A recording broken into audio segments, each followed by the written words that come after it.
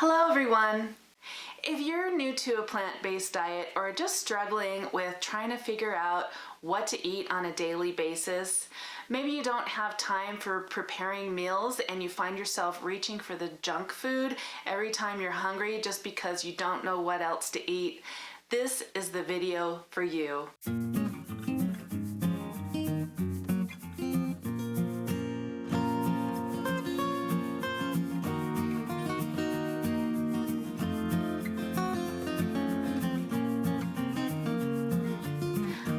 I'm Jones, and I'm a busy vegan mom who has been planning meals for my family for many years.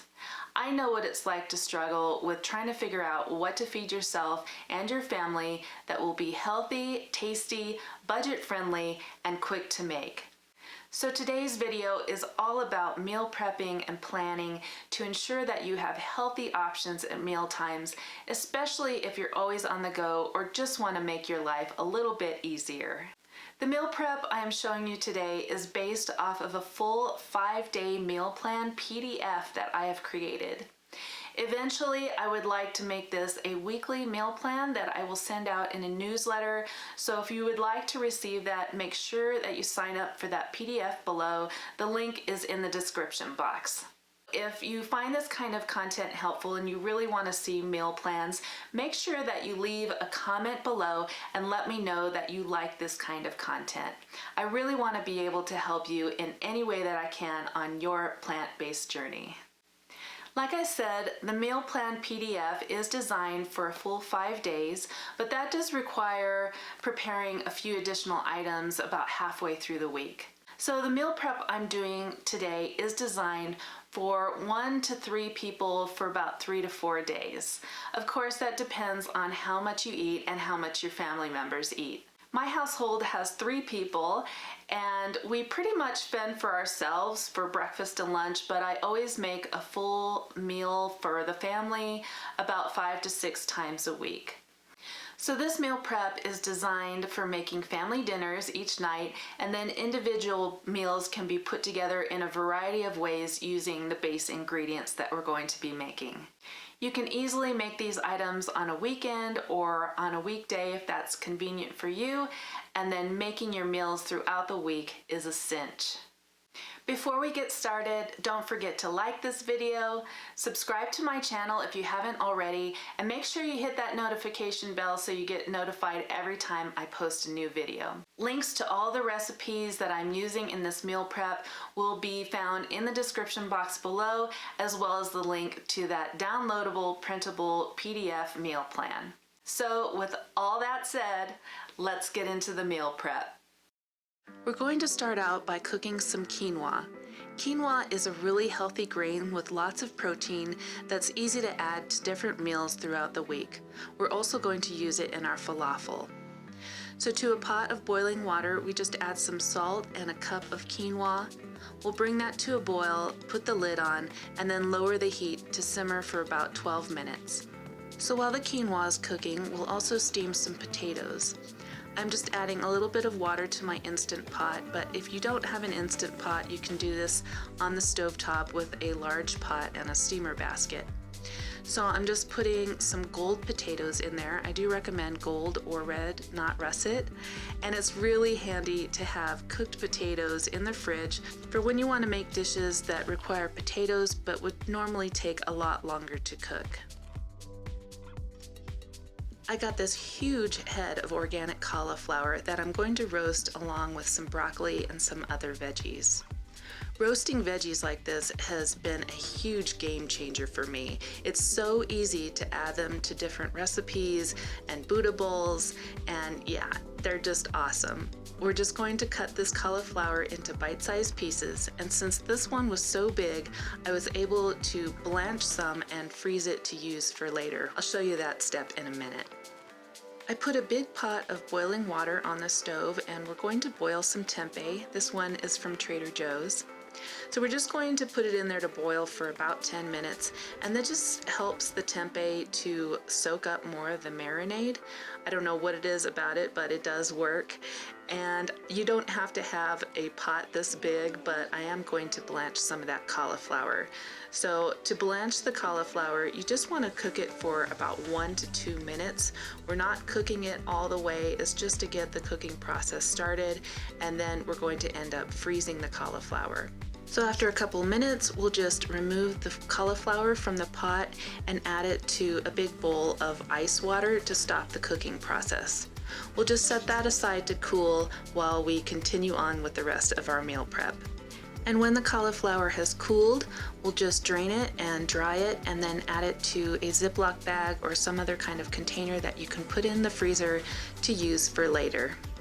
Back to our tempeh, we'll be cutting it into strips about 1/4 of an inch thick. Then we're going to put those in a container with some barbecue sauce. You can use any kind of barbecue sauce that you like. I usually like one from Trader Joe's that's a Korean barbecue sauce, but they haven't had it lately. And now they have a new one that's a sriracha barbecue sauce. It's a little bit spicy. If you like spicy, that's great. I really like this one, but again, you can use whatever kind of barbecue sauce that you like. Just make sure that all the strips are thoroughly coated. And then we'll be putting this in the refrigerator to marinate for at least an hour, or you can leave it in there overnight and bake your tempeh the next day. Just make sure that all your pieces are thoroughly coated. Now that the tempeh is all taken care of, we'll return to chopping our veggies for roasting. I have the oven preheating to 400 degrees while I'm doing this. And again, I'm just chopping the broccoli into bite-sized pieces.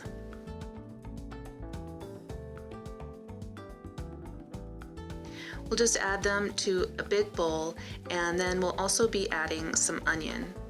You want to cut your onion into pretty large pieces for roasting. You don't want to have small pieces of diced onion for this. Then we'll also be cutting up some carrots, and again we want to have kind of larger pieces so that they're similar to the pieces of broccoli and cauliflower. That way everything will cook evenly. I'm also going to add some garlic for roasting. You could roast an entire bulb of garlic, but this time I decided just to go with several cloves that I'll add to the rest of the veggies. And there's no need to peel them. So we'll just add those to the bowl, and then we're going to douse those in some olive oil and some Greek seasoning. This is a seasoning that I made myself. The recipe is in my free ebook, which if you're going to download the meal plan, you'll also want to get the ebook. I will leave a link in the description box below because several of the recipes in the meal plan are from that book. It is free, so it's a great resource to use whether you're using the meal plan or not. We'll just place all those veggies onto a baking sheet and bake them at 400 degrees for a total of 40 minutes. You'll want to take them out about halfway to give them a stir, but otherwise you can continue doing your meal prep while they are roasting in the oven. Now we'll get back to chopping up some more veggies. These ones are going to be raw veggies that we can have on hand to dip in hummus or partially ready to put into recipes throughout the week. So I'm just cutting them into strips and putting them in a jar with some water. If you've ever chopped up your veggies and kept them just in an airtight container, you know that they tend to dry out. So using this method helps keep them fresh and ready to eat.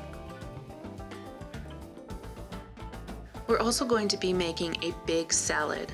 I love having salad on hand because it just makes it so easy to add some veggies to any meal. You can throw some in a wrap or a sandwich or make a taco bowl, whatever you like.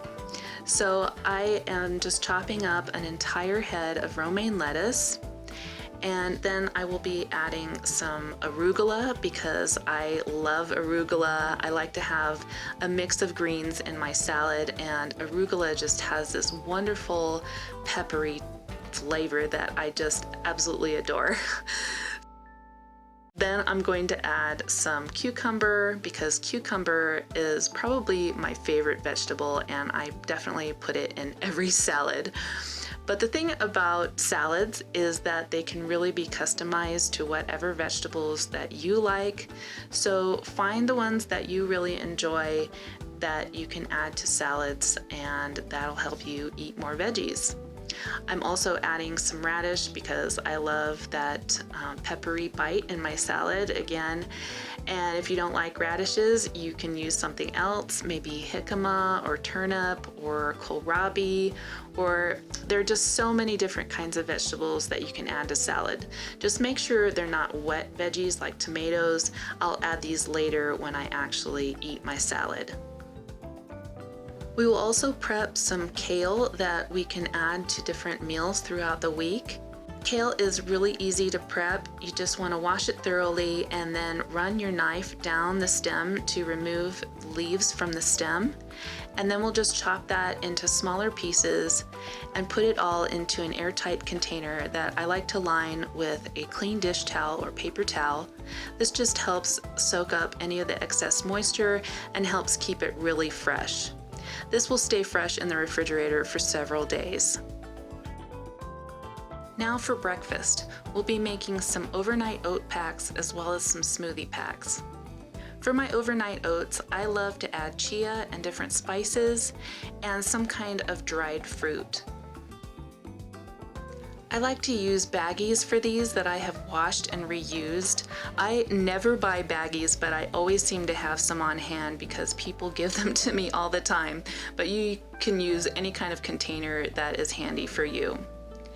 So we're going to fill each of these bags, I'm doing 3 today, with 3/4 of a cup of whole rolled oats. Then I'm going to add a tablespoon of chia to each bag. Chia is a great source of protein as well as essential omega fatty acids, but if you prefer, you could also add protein powder instead. I like to add a really healthy dose of cinnamon and ginger powder to my oats, but you could experiment with different spices like cardamom or nutmeg, or just leave it out altogether if that's what you prefer, but I really like the spices. I always add a dash of salt to my oats because I think it makes all the difference between delicious oats and bland ones. I also add some kind of dried fruit like cranberries or dried cherries. You could also do dried apricots or any kind of dried fruit that you like, or again, you can just leave it out. I do often like to add fresh fruit to my oats right before I put them in the microwave, like some sliced apple or pear or some fresh or frozen berries. So those are all ready to go, and I'll show you how I prepare one for the morning. So I just take a mason jar and I dump the contents of one of the bags in there. And then I'm adding just a little bit of milk, and I'm going to fill the rest of it with water. But before I do that, I'm adding some maple syrup for a sweetener. If you like, you could add coconut sugar or brown sugar to the packs beforehand, but since I like maple syrup, I wait until I am preparing it for the next morning. So I just filled the rest of the jar with water, and I'm giving it a really good shake, and that's just going to go in the refrigerator overnight. And then in the morning you can either microwave it if you like it hot, or just eat it cold. For our smoothie packs, again, I'm going to use some reused washed baggies, but you can use whatever kind of container you like. And I had some bananas that were starting to go brown, so I am adding one of those to each of my smoothie packs. I'm also adding some of the cauliflower that I blanched and froze earlier. And you may be thinking, cauliflower in a smoothie? But trust me, it has a really neutral flavor and makes the smoothie just really nice and creamy, and just adds some cruciferous vegetables to your diet, because who doesn't need more of that? So I'm also adding some pineapple and some mango, but you can use whatever kind of fruit you like. That is the beauty of smoothies. And I also love berries in all of my smoothies, so I'm adding plenty of these wild blueberries. You can also add protein powder to your smoothie when you make it, but again, I prefer chia, so I'm just going to add a tablespoon of that to each of my bags. So there's our smoothie packs all ready to go, and what a great way to start your day. Now we're going to make our falafels and hummus. We're starting with the hummus by putting 1 can of drained and rinsed chickpeas into a food processor or high-speed blender. Then I'm adding 3 tablespoons of tahini and the juice from half a lemon. Then I am putting in 2 cloves of the roasted garlic from our roasted veggies, and a tablespoon of the Greek seasoning, and a little bit of olive oil. We'll start blending that up and then add some ice water to make it nice and creamy, and you'll want to blend this for at least 3 to 5 minutes to make sure it's nice and creamy. Then we'll just put our hummus in an airtight container to keep in the refrigerator. This will keep for about a week, sometimes longer, but I'm sure you will eat it up long before then. You can dip some of those chopped up veggies that we made, or even the roasted veggies. You can use it on sandwiches or in your falafel. There's so many uses and it's so delicious. Now we'll move on to our falafel. We'll just use the same food processor. No need to wash it because it's a lot of the same ingredients. So to my chickpeas, I'm adding cumin, salt, red chili flakes, turmeric, black pepper, and some lemon juice. We'll also add 3 cloves of garlic and some cilantro, or you can use parsley instead if you don't like cilantro. We're just going to pulse that up. We're not going to blend it up completely like we did with the hummus. And as a matter of fact, I didn't pulse this quite as long as I should have. You want to have a nice sticky mixture, and this was just a little bit too crumbly, but I went with it anyway.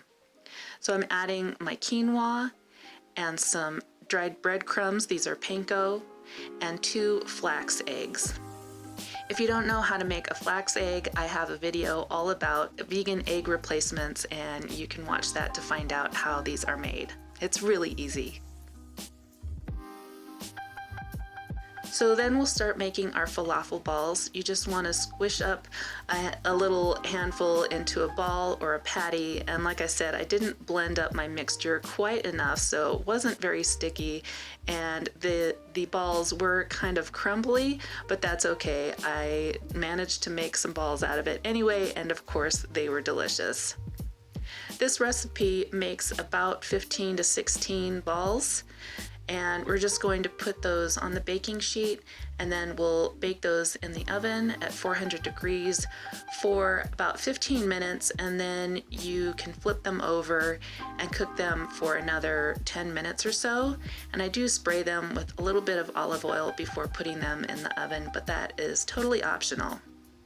So while those are in the oven, we will get our tempeh strips ready because we're going to bake those too. So these have been marinating for at least an hour, and I'm just putting them on the baking sheet. And then you want to make sure that you use up the rest of that barbecue sauce and make sure that the tempeh strips are thoroughly covered in the sauce. That just makes them super yummy. So now we'll just put those in the oven with the falafel, and the tempeh strips will bake for about 10 minutes, and then you want to flip them over and cook them for another 10 minutes. While those are baking, we will make a couple of different dressings to use on our salads and our vegetables and even our falafel sandwiches. So I'm starting with a tahini sauce. This is a typical sauce for putting on falafel sandwiches, but it is also good for salads and for dipping veggies in or putting on taco bowls. So I'm using 6 tablespoons of tahini, and it helps if it's a really runny tahini, and 1 teaspoon of garlic powder, and a smidgen of cayenne pepper, about 1/8 of a teaspoon. And yes, I spilled it in there, but it happened to be just the right amount. I also squeezed the juice from half a lemon in there. And then we'll just stir that all up. Now this will thicken as you stir, and you'll need to add some water to make it the consistency that you want. You do want it to be kind of runny like a salad dressing. And when you store this in the refrigerator, the tahini will solidify a little bit, and you may need to add some more water to it when you use it.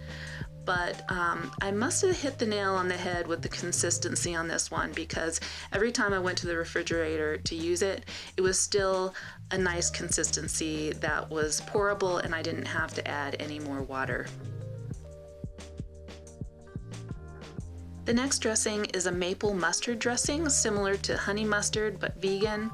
So I'm starting with just under a 1/4 cup of tamari or soy sauce, and then I'm going to add a 1/4 cup of mustard. I'm using a stone ground mustard here.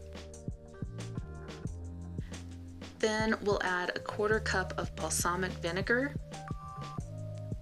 If you don't have balsamic, apple cider vinegar or rice vinegar also work really well. And then I'm adding a 1/4 cup of maple syrup. The great thing about this recipe is that all the measurements are pretty much the same, so it's really easy to remember. And yeah, I'm making a little mess there, so doing a little cleanup. Then I'm going to add a 1/4 cup of tahini, which is optional, but I really love it because it makes a nice creamy dressing. But if you're trying to be fat-free, you can always skip the tahini. It's still a really delicious dressing without it. So we'll just shake that up, and then it's ready to store in the fridge, and then we can use it on all our salads. And sometimes I even put this on bagels. Of course, with hummus or cream cheese as well. Next, we'll be making some sweet but healthy treats that you can have as a dessert or as a snack to give you sustained energy between meals. These are my lemon sesame energy bites. We're going to start with some oat flour, which you can buy oat flour or you can make your own easily with some rolled oats. So that's what I'm doing here. You're going to want about a cup worth of the oat flour. So I'm just adding those to my little spice blender, and I'm going to pulse those until they are powdery consistency like flour. Then we'll just add that to the bowl along with a 1/2 cup of rolled oats. Then we'll add 2 teaspoons of chia seeds, yes, more chia, and some poppy seeds, and a teaspoon of sesame seeds. We'll also be adding a 1/2 cup of tahini. I think you can see a pattern here with the ingredients. We're really using a lot of tahini and lemon and oats. All these ingredients are really good for you and really taste wonderful together. So we're also going to add some maple syrup to this and 1/2 teaspoon of vanilla.